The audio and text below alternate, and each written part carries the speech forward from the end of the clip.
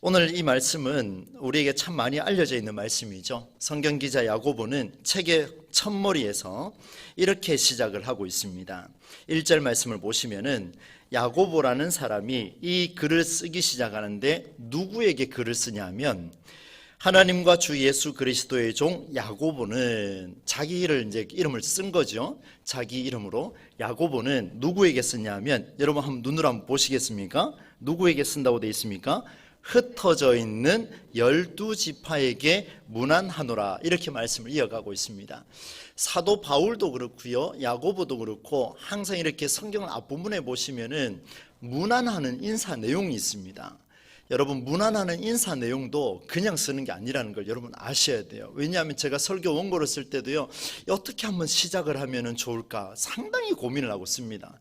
내용은 빨리빨리 이렇게 쳐내려갑니다. 그런데 이 시작 부분이 어떻게 할까? 시작부터 졸리게 하면 안 되겠다라는 이런 생각들이 참 많이 있는데요, 이 야고보 사도가 흩어져 있다 그랬습니다.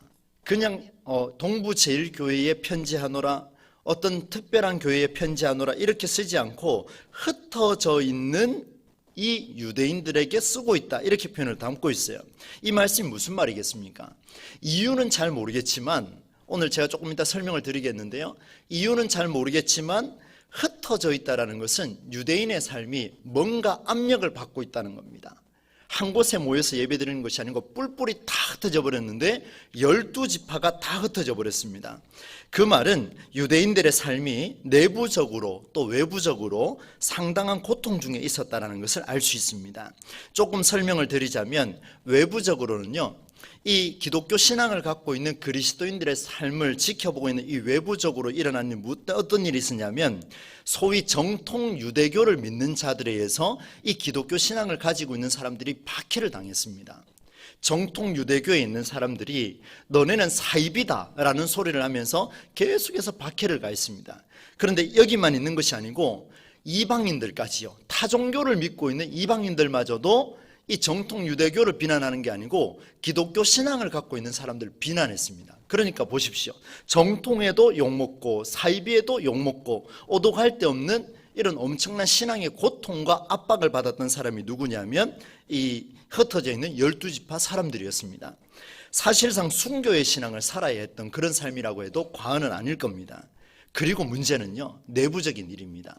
야고보서를 제가 다음에 한번 쭉 이렇게 강해식으로 한번 나눌 일이 있으면 설명을 다 드릴 텐데, 뒷부분에 가보면요, 말 조심해라 말 조심해라 이런 내용이 들어있습니다. 3장을 잠깐 한번 보시겠습니까? 제가 한번 보여드립니다. 여러분 3장을 한번 보십시오. 3장 2절 말씀 한번 보십시오. 우리가 뭐라고 되어 있습니까? 다 실수가 많으니 만일 말에 실수가 없는 자라면 곧 온전한 사람이라. 3절에 가면요, 우리가 말들의 입에 재갈 물리는 것은 우리에게 순종하려고 그 온몸을 제하는 것이라. 이 보십시오. 4절에 보면 배를 보라. 그리고 5절에 가니까 이와 같이 혀도 작은 지체로 돼. 말 조심해라. 이 혀를 어떻게 움직이느냐 조심해라, 이 말인데, 내부적으로 어떤 일이 있었냐면요, 이 외부적으로 압력을 받고 있음에도 불구하고 그러면 내부적으로는 탄탄해야 되는데 그렇지가 않았습니다.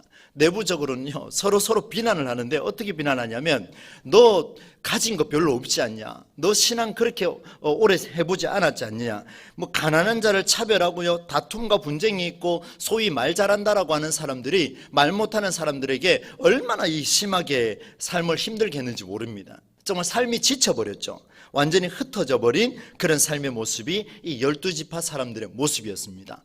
외부적으로는 압력을 받았고 내부적으로는 서로 다투고 있는 이런 모습들, 이런 상황을 마주한 기독교 신앙인들에게 야고보가요, 강조하는 게 있습니다. 저를 한번 따라서 하시겠습니까? 믿음과 실천. 여러분 야고보서를 다 보시면요, 믿음을 강조하고 이 믿음은 행함이 따라야 된다라고 하면서 야고보서 2장 26절에 행함이 없는 믿음은 죽은 것이라, 이런 표현을 담고 있습니다. 그러니까 믿음과 실천이 함께 가는 그런 삶을 살아라. 그러면 이 모든 것을 극복할 수 있을 것이다, 행복할 것이다, 소위 신앙생활하면서 즐거울 것이다, 이런 내용의 결론을 담고 있습니다. 믿음과 실천의 삶은 전반에 다 흐르고 있는데요, 이런 배경 아래 세밀하게 어떤 부분을 야고보가 오늘 우리에게 타치하고 있는가를 하나님의 말씀을 통해서 한번 살펴보려고 합니다. 여러분, 제가 여러분에게 이런 질문을 한번 드립니다. 여러분 오늘 본문 1절부터 8절까지 말씀을 읽었는데요, 눈으로 빨리 한번 이렇게 스킵을 한번 해보십시오. 가장 마음에 드는 구절이 몇 절인지를 한번 속으로 이렇게 한번 담아 보십시오. 한번 보세요. 1절부터 우리가 8절까지 쭉 읽었는데요, 네. 속으로 한번 생각해 보십시오. 여러분 3절 말씀이 나에게 가장 은혜가 된다라는 사람이 있습니까 혹시? 3절 말씀 한번 보십시오. 제가 이제 고르다 보니까 지금 고르게 됐는데요, 인내를 온전히 이루라. 계속해서 인내하고 살고 있는데 또 인내를 온전히 이루라, 이런 말씀을 좋아하는 사람 여기 얼마나 될까 좀 고민이 됩니다. 여러분 그리고요 7절 말씀을 한번 보십시오. 이 목사님 저는 7절을 골랐습니다라고 하는 사람도 그리 없을 것 같습니다. 7절 말씀 보면 이런 사람은 무엇이든지 주께 얻기를 생각하지 말라. 오늘 설교 제목도 후히 주시는 분에게 구하라, 이런 말씀을 나누고 있는데 뭐라고요? 이런 사람은 무엇이든지 주께 얻기를 생각하지 말라. 7절을 고른 분은 전혀 없을 겁니다. 8절은 더더욱 없을 거고요. 여러분 혹시 몇 절을 고르셨습니까? 그렇죠. 다들 5절을 이렇게 손가락도 이렇게 마름모고 이렇게 표시를 하고 계시는데 5절입니다. 5절 같이 한번 읽어보겠습니다. 시작. 너희 중에 모든 사람에게 후히 주시고 꾸짖지 아니하시는 하나님께 구하라. 그리하면 주시리라. 아멘. 오늘 이 말씀이 우리의 삶에 그대로 적용이 되어서 구하는 대로 후히 주시는 하나님께서 응답해 주시는 놀라운 은혜가 저와 여러분의 삶에 나타나기를 주의 이름으로 축원합니다. 표준 세번역을 보니까요, 아낌없이 주시고 나무라지 않으시는, 아이고 이런 하나님이십니다. 여러분 우리 부모님이 아이들이 부모를 생각할 때 아낌없이 주시고 나무라지 않으시는, 뭘 해도 건드리지 않으시는 이런 하나님께 우리가 구해야 된다, 이런 표현을 담고 있는데요, 여러분 보십시오. 외부적으로 사실상 순교에 직면하며 정통 유대인과도 싸우고 사이비 이방인들과도 싸우고, 그 다음 내부적으로는요 서로 말다툼하고 분쟁하고 있는 이런 싸움 속에 골머리를 앓는 그들의 삶에 있어서 5절 말씀은요 복으로 받기에 아주 충분합니다.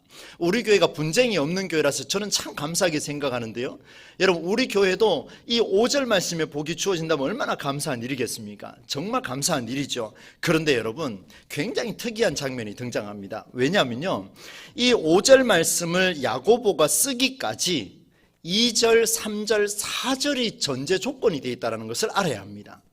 여러분 성경을 딱 보실 때요, 늘 우리가 원하는 구절만 다 가지고 오면요 앞뒤가 안 맞을 때가 너무나 많습니다. 그래서 제가 오늘 성경 보는 눈을 여러분에게 한 번 더 제시를 하려고 하는데요, 5절 말씀이 큰 위기 앞에선 순교에 직면하며 목숨을 담보로 하며 그들과 싸워야 하는 그런 전쟁 속에서 그들을 위로하고자 야고보가 편지를 딱 쓴다면, 여러분 5절 말씀이 5절에 나와야 됩니까? 1절에 나와야 됩니까?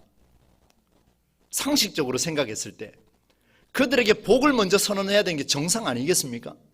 저는 그렇게 생각이 들더라고요. 이들에게 정말 필요한 건요, 인내하라, 온전히 참으라, 이런 게 지금 중요하지가 않습니다. 지금까지 참아왔거든요. 얼마나 괴롭습니까? 그래서 어떻게 너희에게 후히 주시고 꾸짖지 아니하시는 하나님께 구하라, 그리하면 주시리라, 이 말씀을 대선언으로 꽝 하고 남기고 난 뒤에 말씀을 전개해야 되는데 그렇지가 않더라는 거예요. 2절과 4절 말씀을 기록하고 있는데, 여러분 2절에서 4절까지 말씀을 같이 한번 합독하도록 하겠습니다. 함께 읽습니다. 내 형제들아, 너희가 여러 가지 시험을 당하거든 온전히 기쁘게 여기라. 이는 너희 믿음의 시련이 인내를 만들어내는 줄 너희가 알미라. 인내를 온전히 이루라. 이는 너희로 온전하고 구비하여 조금도 부족함이 없게 하려 함이라. 아멘. 여러분 시험을 당하면 어떻게 하라 그럽니까? 성경에 보니까 온전히 기쁘게 여기라. 기쁘게 여기는데 어떻게 해요? 온전히. 다른 생각하면 안 돼요. 무조건 기쁨으로 받아들여야 됩니다. 다른 생각이 틈을 주면 안 되는 거죠. 그리고 믿음의 시련이 인내를 만들어낸다는 것도 너희가 알고 있지 않냐. 그리고 넘어오니까 인내를 또 어떻게 이루라 그래요? 4절에 보니까 인내를 온전히, 끝까지 참으라는 거예요. 끝까지. 무슨 일이 있어도 끝까지 참으라. 그리하면 하나님께서 복을 주시겠다. 여러분 보세요. 지금 가장 힘들어하는 자들에게 성경이 이렇게 말씀하고 있습니다. 네가 당하는 일들은 네가 견디고 이겨내야 할 일이다. 여러분 공부에 지쳐있고 취업이 되지 않고 결혼 문제 때문에 연애 문제 때문에 고민하고 있는 자녀들 미래의 일을 위해서 고민하고 있는 우리 젊은이들을 생각하면서 여러분 그들이 힘들어하고 있지 않습니까? 그때 가서 우리가 이렇게 이야기해야 됩니다. 인내를 온전히 이루라. 후히 주시고 꾸짖지 아니하시는 하나님이 부어주시리라. 이 말 하면 들을 사람이 있을까요 없을까요? 여러분 하물며 목사라 할지라도 저는 청년들한테 그런 말 못합니다. 할 수가 없습니다. 제가 가서 그렇게 선포하면 이 청년들이 뭐라고 생각하겠습니까? 제가 앞선교회에서 청년부를 담당했는데 이 말씀을 나눴습니다. 그때 정말 하나님이 깊은 통찰을 주셨는데 이번에 다시 정리하면서 제가 새롭게 또 보게 되는 장면이 오늘 본문에 등장하고 있습니다. 이렇게 힘들어하고 순교의 직면에 있는 자들, 특히 과거에 우리 5월이 가정의 달이지 않습니까? 부부의 날도 있잖아요. 그죠? 둘이 하나 된다 그래서 며칠입니까? 21일이죠. 예, 잘 알고 계시네요. 예, 그 날에 부부가 함께 이 사랑을 나누는 정말 이 행복한 날들도 만들어준 게 이 5월인데 여러분 보십시오. 여러분의 어머니들 또 여러분의 아버지들 각기 다양한 색깔로 인해서 서로가 힘들게 살아왔지 않습니까? 그런데 그들을 향하여서 인내를 온전히 이루셔야 합니다. 그래서 하나님이 들어주십니다. 결론은 인내를 온전하게 이루고 생명이 끝나고 천국에 가셔버렸어요.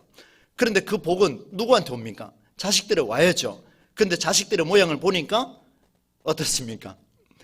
네, 조금은 제가 조금 그런 표현하면 쓸게요. 이 모양 이 꼴인 거예요. 네, 오해는 하지 마시고. 제가 그랬지 않습니까? 저는 어릴 시절부터 그런 삶을 줄곧 그렇게 살아왔었습니다. 얼마나 가슴이 힘들었든지요. 참고 견디면 이겨낼 수 있다. 삶의 원리, 기독교가 아닌 다른 종교와 윤리적 교훈, 세상에서 말하고 있는 그런 원리들 다 그런 이야기합니다. 참고 견디라. 그래서 여러분 보세요. 속담에 이런 내용이 있습니다. 외국 속담에도 이런 내용이 있더라고요. 인내는 미덕이다. 우와, 정말 피해갈 수가 없습니다. 참고 견디는 게 뭐라고요? 미덕이다. 참는 자에게 복이 있느니라.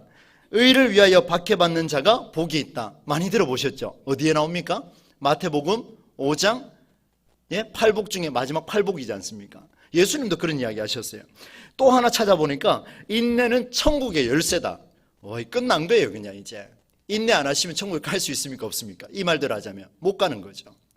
그런데 여러분 보세요. 이런 인내하는 것이 너무나 중요하다는 것을 이 세상의 속담도 이야기하고 윤리도 이야기하고 많은 종교들이 이야기하고 그 다음에 우리 기독교도 이런 이야기를 하고 있습니다. 억울하게 당하고 참으라는 말만큼 괴로운 일도 없습니다. 만일 제가 지난 주일날 설교했던 그 예화 중에 그 한 여학생, 그 초등학생 여자애한테 너 참아야 돼, 너 참아야 돼 이렇게 이야기한다면 그건 죽을 죄 아니겠습니까? 그래서 그 사람을 죽이는 거죠. 직장에서 선배들의 이야기를 들으며 가정에서 남편과 아내의 말을 들어가면서 다양한 상황에서 참아라 참아라 참아라 이 말을 듣는 것은 정말 괴로운 일이 아닐 수가 없습니다. 그래서 생각해보니 시험을 기쁘게 여기는 것은 불가능한 일이 아닐까. 아무리 생각을 해봐도 이것은 불가능한 일이 아닐까. 마치 조건처럼 주어진 이 4절까지의 말씀, 무엇을 말씀하는 걸까요? 우리의 지혜로는 도저히 불가능한 일이지만 하나님이 주신 답으로는 명답이다 라고 말하기에는 우리의 삶의 현실이 여전히 힘들다는 거예요. 너무 힘들다는 거예요. 여러분 현대는요 더더욱 힘듭니다. 여러분 젊으셨을 때 신앙생활 하던 그 시절하고 지금 한번 비교해 보십시오. 신앙생활 하는 게 어렵습니까? 쉽습니까? 갈수록 더 어려워지는 거예요. 이런 시대에 하나님이 목사로 세우셔서 제가 참 왜 하필 이런 시대에 우리를 세우셨을까 고민이 있잖아요. 한 10배 이상인 것 같아요. 좀 더 좋은 시절에 10년 전에 20년 전에 목회하게 해주셨으면 태어나지도 않았으면 그죠? 그런 이야기들을 한 번씩 하게 되는데 여러분 한번 보겠습니다. 사랑하는 성도 여러분, 그래서 성경은 오늘 우리에게 놀라운 대안을 주시는데요. 이제 그 대안을 한번 풀어보겠습니다. 5절로 8절까지 말씀인데요. 이 말씀을 같이 한번 또 뜻을 생각하며 합독해 보겠습니다. 읽습니다. 5절로 8절입니다.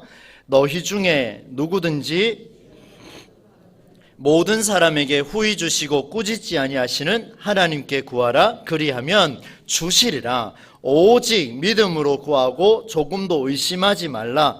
의심하는 자는 마치 바람에 밀려 요동하는 바다 물결 같으니 이런 사람은 무엇이든지 주께 얻기를 생각하지 말라. 두 마음을 품어 모든 일에 정함이 없는 자로다. 아멘. 이 대안을 주셨습니다. 하나님께서 앞부분의 2절로 4절 말씀을 살기가 힘드니까 그러면 이렇게 한번 도전해봐라. 너희들의 현실이 어렵지만 그래도 한번 이렇게 도전해봐라. 주신 말씀이 5절로 8절까지 말씀이에요.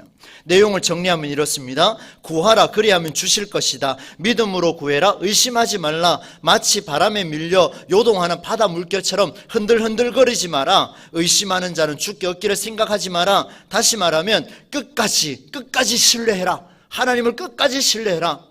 무슨 일이 있어도 끝까지 신뢰해라. 두 마음을 품지 마라. 이런 말씀을 야고보가 기록하고 있습니다. 하나님께서 왜 야고보를 통하여 흩어져 있는 12지파 사람들에게 오늘 우리 동부절기의 수요밤 예배에 이 말씀을 주실까요? 구하라 찾으라 그리하면 열릴 것이다. 찾게 될 것이다. 문을 두드리면 열릴 것이다. 마태복음에서도 기록하고 사도 요한은 또 이렇게 기록을 하죠. 내 이름으로 무엇이든지 구하든지 어떻게 해주신다고요? 주님께서 그 기도를 들어주시겠다. 이 말씀 주셨잖아요. 성경 곳곳에 이런 말씀들이 너무나 많이 있습니다. 그럼 그 말씀대로 이루어 주셔야 되지 않습니까? 그런데 왜 안 될까라는 생각을 하고 오늘 본문을 들여다보니 주목할 부분이 있습니다. 여러분 몇 절인가 하면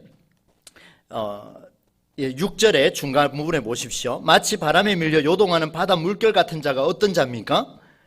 의심하는 자입니다. 의심하는 자. 그 다음에 8절에 보니까 이 의심하는 자를 두 마음을 품는 자라고 그렇게 기록을 하고 있습니다. 제가 앞서 말씀드렸죠.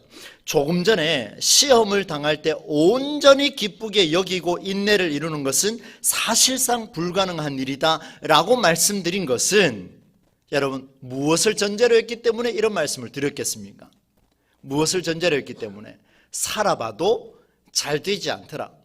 좋은 말을 들어도 그때뿐, 설교를 들어도 주의 말씀을 들어도 그때뿐 항상 우리는 여기에 봉착해 있다는 거예요. 그때뿐 이렇게 있으니까 나가면 어떤 일이 벌어지느냐? 알고 있는 것과 말씀을 들은 것과 삶의 현장이 탁 이렇게 부딪히게 되는 거예요. 그 갭이요 엄청납니다. 벽이 막 엄청나게 높아요. 두꺼워요. 여러분 우리뿐만 아니고요. 지금 여기 흩어져 있는 유대인들이요. 그 의심하고 있는 자라고 그렇게 표현을 담고 있습니다. 왜 그렇습니까? 이 야고보가 오늘 본문에 의심하는 자라는 용어를 안 썼으면 상관이 없는데 의심하는 자라고 용어를 쓴 것을 보니까 흩어져 있는 12지파에 속한 이 기독교인들에게 의심하는 자가 있었다는 말씀입니까? 없었다는 말씀입니까? 있었다라는 말씀이에요. 그래서 중요하게 볼 필요가 있다는 말씀입니다. 그들은 왜 의심하고 있었을까? 그리고 오늘 우리는 왜 의심할까? 제가 그 많은 청년들과 대화하면서 느꼈던 게 뭐냐면요. 제가 이렇게 물어봤습니다. 때에 맞게 응답하시지 않으니까 너 의심하지 않냐? 이렇게 물으니까 맞대요. 그런데 저를 되돌아봐도 저도 그런 기억들이 있더라고요. 그분의 능력이 신뢰가 없는 것은 아닌가? 두려움과 걱정이 커서 기도는 했지만 막상 부딪히면은 잘 안 될 것 같은 마음이 들어서 평소와 달라서 좋은 일이든 나쁜 일이든 반복되는 아픔이 내 삶에, 내 상황에, 내 현실에 다람쥐 쳇바퀴 돌듯이 계속해서 일어나기 시작하니까 그 속에서 하나님을 신뢰한다는 게 어렵다라는 것을 보여주고 있습니다. 특히 육신의 질병을 가지고 기도하는 분들 우리 교회에 참 많이 있습니다. 기도 제목을 받으면서 제가 답답해하는 부분이 그런 부분이죠. 하나님, 이 병을 고쳐주시옵소서. 주께서 역사하시면 될 줄로 믿습니다. 라고 했는데 그 기도가 매일매일 지속되지만 시간이 가면 갈수록 어떤 마음이 드는지 아시겠습니까? 우리 잘 알고 있지 않습니까? 시간이 가면 갈수록 3기, 4기 그때 되면 어떻게 합니까? 쉽지 않을 것 같아. 이미 하나님 결정 안 하셨는데 우리끼리 결정하는 거예요. 제가 어머니 말씀을 자주 드려서 좀 죄송합니다만은 제가 요 근처에 있는 모교회 사역을 할 때 그 어머니가 처음에 그 병을 안고 저에게 소식을 전하고 제가 갔다 오면서 왕복하며 참 눈물을 많이 쏟았습니다. 저 가톨릭 병원까지 운전하면서 이게 빗물인지 눈물인지 콧물인지 완전 범벅이 돼서 그렇게 오갔던 그런 기억이 있는데 저와 함께 사역을 하던 모 사역자가 그런 이야기를 하더라고요. 그분이 의도로 그렇게 한 게 아니라는 걸 잘 알고 있습니다. 오해하지 마시고요. 그분이 이렇게 이야기했어요. 제가 사기라고 이야기하면은 빨리 죽을 것 같다는 생각이 너무 많이 들어서 의사는 사기라 그랬지만 저는 이렇게 이야기했어요. 3.5기다 이렇게 이야기했어요. 조금이라도 당겨가 살리고 싶거든요. 네, 진심입니다. 제가 여러분 뭐 편하게 들으셔도 됩니다. 그런데 뭐라고 이야기하냐면 다 됐다 그러더라고요. 와, 그때요 막 교회 천장이 무너지는 줄 알았습니다. 저랑 같이 사역하는 사람이 어떻게 저런 말을 할 수 있을까? 근데 사실은 사실이거든요. 돌이켜보면 그 말을 들었을 때 막 모든 게 무너졌습니다. 그날부터 기도를 계속 이어가는데 어떤 일이 벌어집니까? 시간이 가면 갈수록 검사하면 할수록 그 말이 맞네. 하나님 말씀이 맞습니까? 그 사람 말이 맞습니까? 여러분 목사도요 인간인지라 그런 상황이 딱 부딪히니까 굉장히 가슴이 아프고 마음이 복잡해지더라고요. 이런 상황 속에서 우리가 과연 말씀을 붙잡을 수 있겠느냐? 이게 바로 오늘 본문의 핵심입니다. 과연 이런 상황 속에서 우리는 말씀을 붙잡을 수 있을까?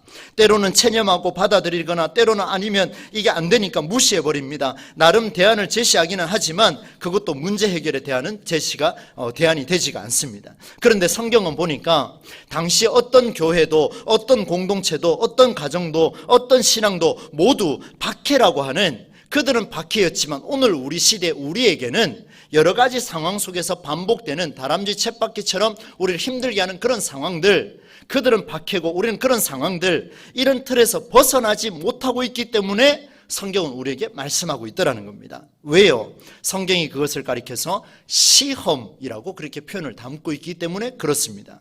여러 어려움의 반복이 일상이 되었습니다. 이런 삶의 스토리에서 이제 신앙이 살아날 수 있을까? 오늘 수요밤 예배에 나오실 신앙의 정도라면 충분히 우리는 살아내셨고 앞으로도 살아내시리라 저는 그렇게 확신합니다. 오늘 이 말씀을 통하여 이제 조금 두리뭉실하게 알았던 것이 확연하게 명확하게 선명해지는 귀한 역사가 우리에게 나타나기를 주의 이름 축복합니다. 여러분 반복되는 시험요, 반복되는 고난은요 의심을 가져오는 것이야말로 의심의 여지가 없이 충분합니다. 이 말이 조금 이해가 되셨습니까? 반복되는 고난, 반복되는 시험이 의심을 가져오는 것이야말로 반복되고 있으니까 그것이 신뢰가 아니라 의심으로 다가오니 이것이 진짜 의심의 여지가 없는 그런 삶이 아닌가. 우리는 은연중에 그것을 생각할 수 있다는 거예요. 의심하면서도 그분을 믿어야 하는 현실, 하나님은 의심의 대상으로만 나타나지 않을까 상당히 조심스러우면서도 그럼에도 불구하고 흩어져 있는 12지파의 사람들은 이런 긴장감 속에서 아닌 건 알지만 현실은 여전히 이 말을 반복하며 살아가고 있던 이 유대인들의 그 모습이 가슴 메이게 우리한테 메아리쳐 들려옵니다. 그들이 의심하지 않았다면 야고보가 왜 이렇게 썼겠습니까? 바람에 밀려 요동하는 바다 물결처럼 심지어 그들의 모습을 보니까요 오늘 8절 말씀에 두 마음을 품은 자처럼 그렇게 살아가고 있다 이렇게 말씀하고 있습니다. 그러면 이제 결론으로 들어갑니다. 그들에게 의심이 일어난 이유가 무엇일까? 이제 의심이 일어난 이유가 무엇일까? 그 이유를 보니까요 우리가 고백하는 그 하나님은 창조주 하나님이십니다. 믿으십니까? 우리가 고백하는 그 하나님은 모든 것을 가능하게 하시는 전능하신 하나님이신 줄로 믿습니다. 날마다 고백을 하죠. 이런 하나님, 우리의 한계는 물론이요 우리의 상상도 넘어서는 능력의 소유자가 하나님이십니다. 그런데 내가 살아온 여정에 비추어 볼 때에 제 삶을 예로 한번 들었습니다. 이런 전능한 분의 능력을 보니까 무언가 그 전능하심의 허점이 드러나기 시작하더라는 거예요. 이 말을 잘 이해하셔서 들으셔야 됩니다. 전능한 분의 능력을 딱 보니까 하나님 그건 맞습니다. 그런데 현실은 하나님 그게 맞습니다. 의사의 소견은 이렇게 말하고 있는 그 모습을 딱 보니까 전능하신 분, 모든 것을 가능하게 하신 분이라고 우리는 고백을 했지만 의사의 말이 더 귀에 들어오고 전능하신 분이라고 우리는 고백을 했지만 스승의 말이 더 귀에 들어오고 내 형제의 말이 더 귀에 들어오고 주의 말씀대로 목숨 걸고 사나 죽으나 살겠습니다. 주님의 것입니다라고 고백을 했지만 내 삶에 내 남편 이야기가 더 귀에 들어오는 이 현실 속에서 무엇을 우리는 찾아가야 할 것인가? 보니까 그 전능하심의 허점이 드러나고 있는 것은 아닌가? 바로 내 경험치를 벗어날 때 나타나는 현상이 뭐냐면 의심입니다. 내가 가능하다라고 생각했던 모든 영역들을 울타리 쳐봤지만 이것을 넘어서 버리니까 무엇이 발생하느냐? 의심이 생기기 시작하더라는 거예요. 믿을 수가 없다라는 거예요. 하나님 말씀보다 의사의 말이 더 신빙성이 있네? 이렇게 된다라는 거예요.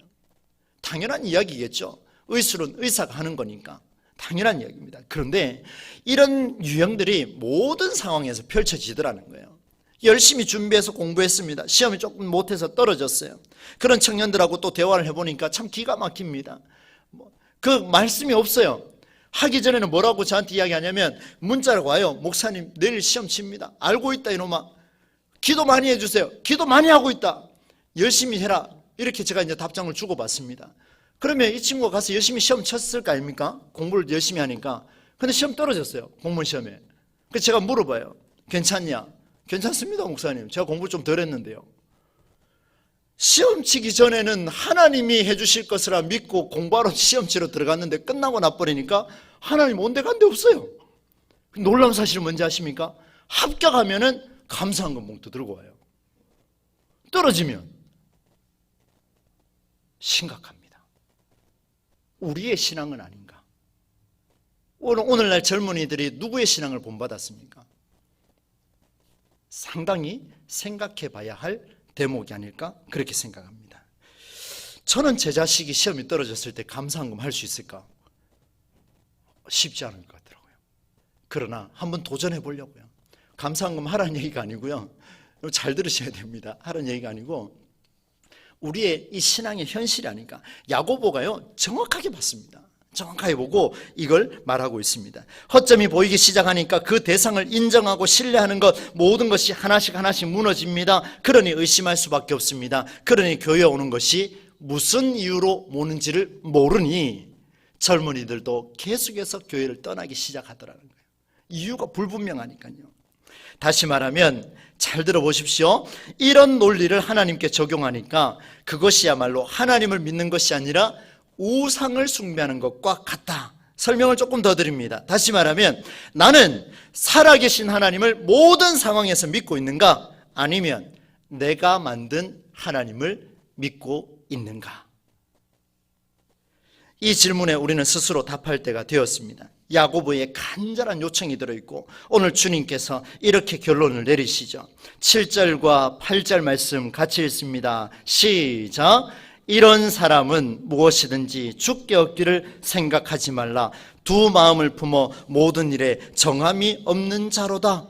무엇이든지 죽게 얻기를 생각하지 말라. 어떤 자요? 나는 살아계신 하나님을 믿는 자냐? 아니면 내가 원하는 그 하나님, 내 필요를 채워주고 이루어 주실 때만 믿고 있는 그 하나님을 믿고 있느냐? 이렇게 반문하고 있는 그 질문에 우리는 어떤 답을 할 수 있을까?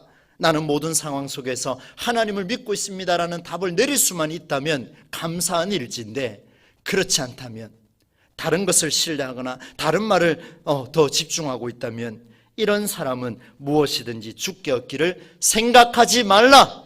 이렇게 말씀 주십니다. 두려운 말씀이에요. 그러니까 필요한 이야기만 가져가시면 안 돼요. 정말 성경 속에서 주께서 우리에게 무엇을 원하시는가를 보셔야 돼요. 무엇을 원하시는가? 두들겨 패도 내 아빠는 내 아빠를 하면서 돌아가는 그 아이를 한번 보십시오. 무슨 일이 있어도 무슨 상황이 생겨도 이겨내고 하나님은 내 아버지, 나와 함께 하시는 내 아버지입니다. 이런 고백이 우리에게 있어야 되지 않겠느냐? 야고보가 그 이야기를 주님의 마음을 갖고 우리에게 전하고 있습니다. 내게 필요한 하나님을 찾고 있다면 그는 하나님을 대상으로 두 마음을 품는 자입니다. 왜요? 내게 필요한 하나님을 찾는 것은 하나님이 나를 만드신 것이 아니고 내가 하나님을 만들어 가려는, 다시 말하면 내 형상대로 역으로 하나님을 창조하려고 하는 우상 숭배의 모습이라는 사실을 우리는 기억해야 하겠습니다. 말씀을 맺습니다. 당시 목숨을 걸고 신앙을 살아야 했던 자들에게, 그리고 오늘 반복된 문제가 가슴을 억누르고 있는 우리에게 믿음으로 구하고 의심하지 않는 일이란 인내를 온전히 이루는 일인 줄로 믿습니다. 그런데 쉽지가 않더라는 거예요. 그래서 시험을 당하며 온전히 기쁘게 여길 수 있을까? 인내를 온전히 이룰 수 있을까? 라는 이 질문에 성경은 오늘 우리에게 답을 주십니다. 무슨 답을 주시냐? 네가 만든 하나님을 믿는 우상 숭배에서 벗어나라. 네가 원하는 그 하나님에서 벗어나라. 스스로 있는 자 하나님을 믿으라. 하나님을 끝까지 찾으라. 하나님을 끝까지 두드리라. 그리할 때에 내게 구하는 것을 내게 주리라 약속해 주셨습니다. 어떤 상황이 오더라도 하나님 이런 상황은 아니지요. 왜 하필 나에게? 이런 기도는 이제 접어두시고 이제 오늘 본문 말씀을 적용해서 어떤 기도를 해야 되느냐? 주여, 이런 상황을 받아들일 수 있는 힘과 용기를 더하여 주옵소서. 아멘이십니까? 한번 따라서 합시다. 주여, 주여, 이런 상황을 받아들일 힘과 용기를 더해 주옵소서. 기도가 질적으로 완전 다르지 않습니까? 이런 상황 받아들이겠습니다, 주여. 근데 나는 못합니다. 감당이 안 돼요. 기쁘게 안 됩니다. 그러나 주님이 역사하시면 이 또한 받아들이고 결국에는 주님께서 이 또한 지나가게 하시는 역사가 일어나게 될 줄로 믿습니다. 오늘 말씀을 통해서 다시 한번 이 5월 가정의 달에 새롭게 도전하는 우리 모두가 되시기를 주의 이름으로 간절히 축원합니다.